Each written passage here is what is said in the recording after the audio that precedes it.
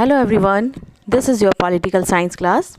तो हम 11th class के चैप्टर 6 जुडिशरी यानी कि न्यायपालिका चैप्टर की स्टडी कर रहे हैं, जिसमें ये हमारा थर्ड पार्ट है। पहले हम लोगों ने जुडिशरी यानी कि न्यायपालिका के बारे में जाना और हमने इंडियन जुडिशरी के 3 लेवल के बारे में भी जाना।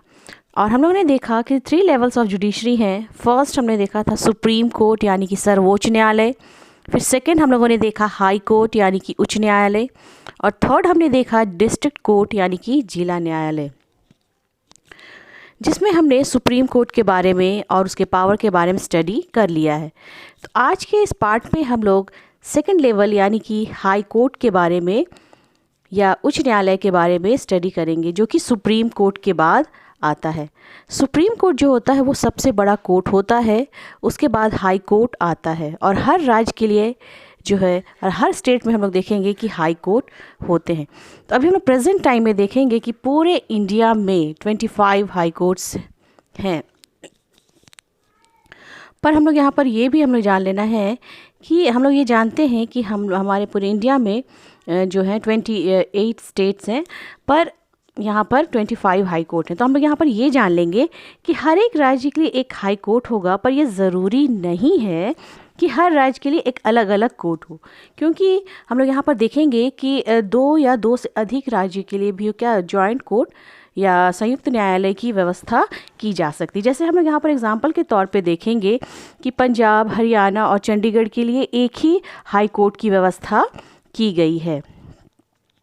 तो अब हम हाई कोर्ट और उसके फंक्शन के बारे में जानेंगे। तो सबसे पहले हम लोग ये जानेंगे कि हाई कोर्ट के जज है वो अपॉइंट कैसे किए जाते हैं या उनकी नियुक्ति कैसे होती है। तो यहाँ पर हम लोग देख रहे हैं, द जजेस of the high courts are appointed by the president of India in consultation with the chief justice of India, the governor of the concerned state and the chief justice of the concerned high court. यानी कि जो राज्यों के जो उच्च न्यायालय में मुख्य न्यायाधीश होते हैं और अन्य न्यायाधीशों की नियुक्ति जो होती है वो प्रेसिडेंट के द्वारा सुप्रीम कोर्ट के जो चीफ जस्टिस होते हैं और उसी राज्य के राज्यपाल जो होते हैं, जिस राज्य में जो है चीफ न्यायालय जज की नियुक्ति करनी है, तो उस राज्य के राज्यपाल से क्या करनी पड़ती है, सलाह लेनी पड़ती है। और यहाँ पर सुप्रीम कोर्ट के चीफ जस्टिस की भी सलाह ली जाती है। तो अब हम लोग ये जानेंगे कि जो हाई कोर्ट के जो जज होते हैं उनका टर्म कितना होता है और उनको हटाने की प्रक्रिया जो होती है वो क्या होती है। तो यहाँ पर हम लोग देखेंगे हम लोगों ने देखा था कि सुप्रीम कोर्ट के जो जज होते हैं वो 65 ईयर्स तक अपने पद पर बने रह सकते हैं। पर हम लोग देखेंगे चूँकि जो हाई कोर्ट के जो जज होते हैं वो 62 ईयर्स पूरा करने तक अपने पद पर बने रहेंगे। और जिस तरह हम लोगों ने देखा था कि यहाँ पर हम लोग ये भी देखेंगे कि क्या प्रोसेस होता है उनको हटाने का, कि क्या उन्हें उनके जो रिटायरमेंट एज है उसके पूरा होने के पहले भी उनको हटाया जा सकता है। तो कुछ ऐसी चीज़ें होती हैं या कुछ ऐसी बातें होती है जिसके कारण उनको उनके पद से भी हटाया जा सकता है। तो यहाँ पर हम लोग देखेंगे कि जिस तरह सुप्रीम कोर्ट के जो चीफ जस्टिस है उनको हटाया जाता है इम्पीचमेंट के द्वारा, ठीक उसी तरह हम लोग देखेंगे कि हाई कोर्ट के जो जज होते हैं उनको भी हटाया जा सकता है यदि हम लोग यहाँ पर देखेंगे कि उन्होंने संविधान का उल्लंघन किया हो या अपने काम को उन्होंने सही ढंग से नहीं किया है, तो उन्हें क्या किया जा सकता है, उनके पद से हटाया जा सकता है। जैसे हम लोगों ने चीफ जस्टिस ऑफ इंडिया के बारे में देखा था कि उनके पद से उनको हटाने के लिए जो है पार्लियामेंट के दोनों सदन की मेजॉरिटी की भी आवश्यकता होती है। उनकी मेजॉरिटी मिल जाने के बाद इम्पीचमेंट के द्वारा उनको उनके पद से हटाया जा सकता है, अगर उन पर ये दोष साबित हो जाता है। तो उसके बाद हम लोग जानेंगे कि जो हाई कोर्ट के जो जज होते हैं वो उनको बनने के लिए क्या क्या योग्यता या क्वालिफ़िकेशन होनी चाहिए। तो यहाँ पर हम लोग देखेंगे कि ही should be a citizen of India, यानी कि उन्हें भारत का नागरिक होना चाहिए। फिर यहाँ पर हम लोग सेकंड देख रहे हैं, he should have been an advocate of a high court for at least 10 years, यानी कि कम से कम 10 वर्ष तक हाई कोर्ट में वकालत कर चुका हो। फिर थर्ड हम लोग देख रहे हैं, he should be in the eyes of the president as a distinguished jurist, यानी कि उन्हें राष्ट्रपति की नज़र में कानून के बारे में अच्छा नॉलेज होना चाहिए, तभी वो हाई कोर्ट के जज बन सकते हैं। अब हम लोग नेक्स्ट आगे देखेंगे कि हाई कोर्ट के पावर के बारे में जानेंगे और स्टेट हाई कोर्ट को भी बहुत से यहाँ पर हम देखेंगे पावर मिले हुए हैं।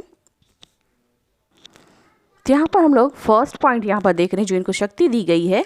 पहला हम लोग यहाँ पर देख रहे हैं प्रारंभिक क्षेत्राधिकार यानी कि ओरिजिनल जुरिस्डिक्शन। तो यहाँ पर हम लोगों ने जैसा देखा था सुप्रीम कोर्ट के जज के पास भी ओरिजिनल जुरिस्डिक्शन यानी कि प्रारंभिक क्षेत्राधिकार मिले हैं, यानी कि कोई भी मामले की शुरुआत वहीं से होती है। तो इसी प्रकार यहाँ पर हम लोग देख रहे हैं कि राज्यों से रिलेटेड कुछ ऐसे केस होते हैं कि जो कि राज्यों से ही ऐसे केस जो होते हैं उनकी वो शुरुआत उन्हीं स्टेट से होती है, उन्हीं स्टेट के हाई कोर्ट से होती है, जिसमें हम नागरिकों के बारे में देखेंगे कि हम नागरिकों को क्या दिया गया है, मौलिक अधिकार यानी कि फंडामेंटल राइट्स दिए गए हैं।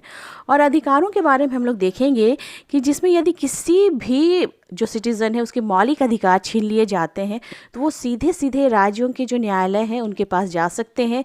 फिर हम लोग देखेंगे कि कई ऐसे सिविल केसेस होते हैं जिसमें देखेंगे कि तलाक या वसीयत जैसे कई मामले होते हैं वो राज्यों के कोर्ट के द्वारा भी शुरू किए जा सकते हैं। फिर सेकंड हम लोग यहाँ पर देख रहे हैं जो हाई कोर्ट की जो क्षेत्राधिकार है वो है अपीलीय क्षेत्राधिकार यानी कि एपेलेट जुरिस्डिक्शन। तो यहाँ पर हम लोग जानेंगे कि कुछ ऐसे केस होते हैं जो कि अपील के तौर पर ऊपरी अदालत के पास जाते हैं। जैसे कि हम लोगों ने देखा था कि कोई भी केस जो है वो निचली अदालत में यानी कि डिस्ट्रिक्ट कोर्ट के पास आया और वहाँ पर ठीक तरीके से सुनवाई नहीं होती है, या फिर जो व्यक्ति के मामले में ये सुनवाई चल रही है तो वो अगर उसे संतुष्ट नहीं होता है तो फिर वो क्या कर सकता है, उसके ऊपर वाली अदालत में वो अपील कर सकता है। तो यदि डिस्ट्रिक्ट कोर्ट में ऐसी वो संतुष्ट नहीं हुआ है तो वो हाई कोर्ट में क्या कर सकता है, अपील कर सकता है, और ये अपील के तौर पर हाई कोर्ट के पास जाती है और हाई कोर्ट जो है ऐसे मामलों की फिर से सुनवाई करता है।